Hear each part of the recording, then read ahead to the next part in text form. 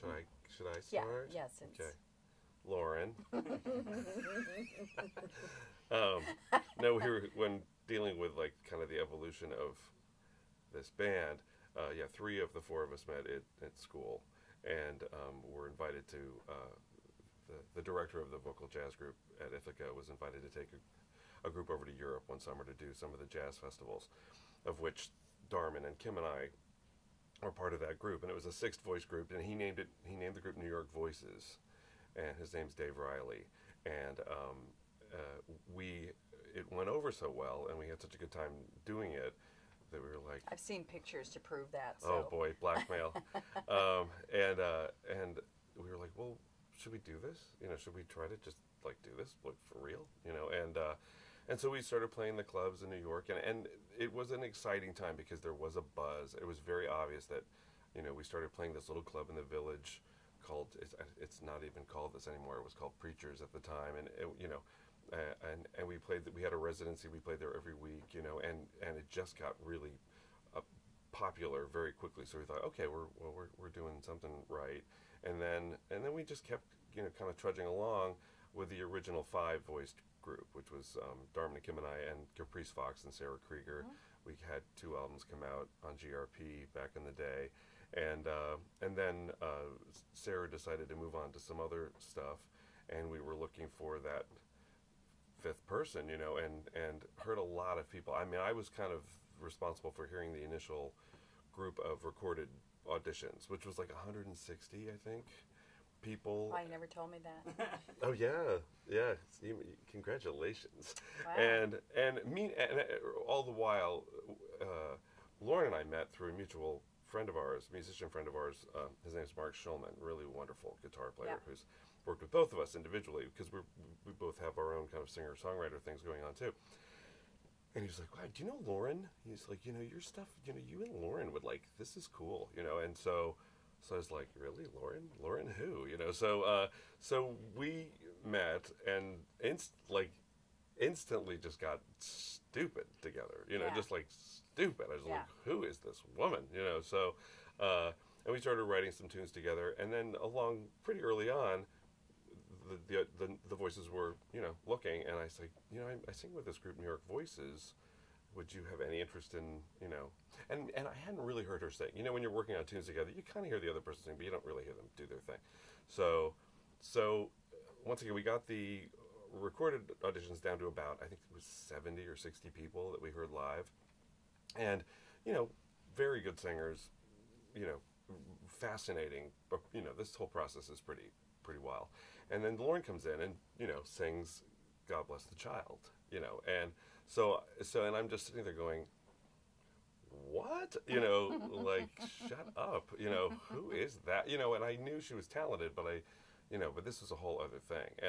And just her whole approach and just her blend with the group, because we would listen to everybody sing by themselves, and then we'd have them sing with us, because that's a whole different skill set, from being the whole sound to being part of the sound, and it was just, and we narrowed it down to 5 people, but kind of knew all along that it was going to be Lauren, and and here we are.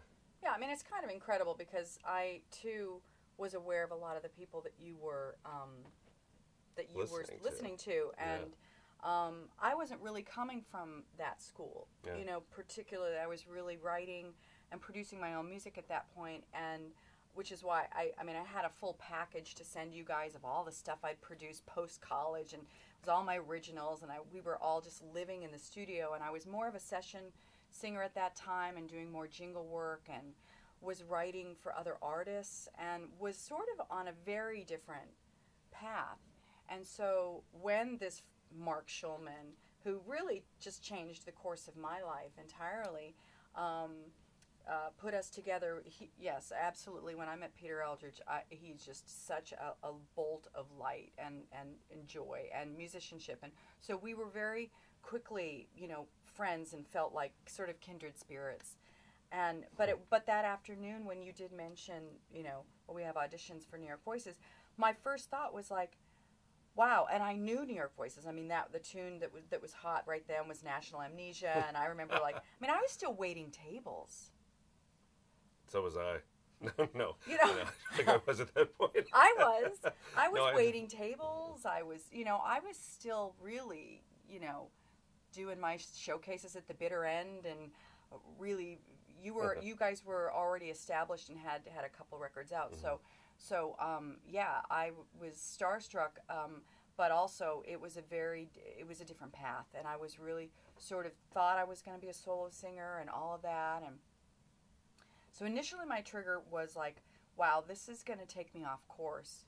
And then I called my manager, and he said, no, we need to, you need to go and audition for this group.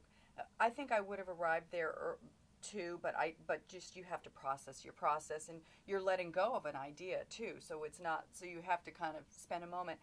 But once they sent me the music, right, and I got Round Midnight, National Amnesia, Stolen Moments, I think, and I had to learn the second soprano part, and it went from like, okay, this should be cool. Let me look at that. Oh shit, this is hard. This is juicy. I have to get this gig. So it went from like, sort of a casual, like, yeah, I'll check it out, to like, this is mine. wow, I'm gonna shed this. I'm gonna work really hard, and I'm gonna show up at that audition ready. And there was just no question. There were some good people. We heard some other great people. But in terms of just the whole thing, the whole mixture of what we were doing at that point, we were kind of mixing it up. We were doing both the kind of traditional jazz fare and trying to step in that kind of those weird waters of, I don't know, pop jazz or, whatever you want to call it. We were writing our own original music, so we were morphing a lot of the music that we grew up listening to with a traditional jazz palette. And of course, we've had our hands slapped for years because we've done that. But now it's not quite so risque. But we were doing things that were really still trying to sort of bring our youth to the music as well. But it was very exciting. And I think my background of listening to big band music and the fact that I was producing all my background vocals for my records, and it was very choral oriented, I really understood the art of blend and the art of making that collective sound. So even though I wasn't steeped in the vocal jazz tradition, I still had a really great appreciation, for my years in gospel choir, what have you, at Berkeley. I understood the role of a choral member, if you will. And that was, I think, one of the things that helped me be prepared for the gig. I think that is tricky. I think we heard a lot of great solo singers who just didn't really get the idea of blending, or we heard just people who blended like there was no tomorrow, but didn't really quite captivate as a solo singer. So it was rare to be able to do both. It is a different thing.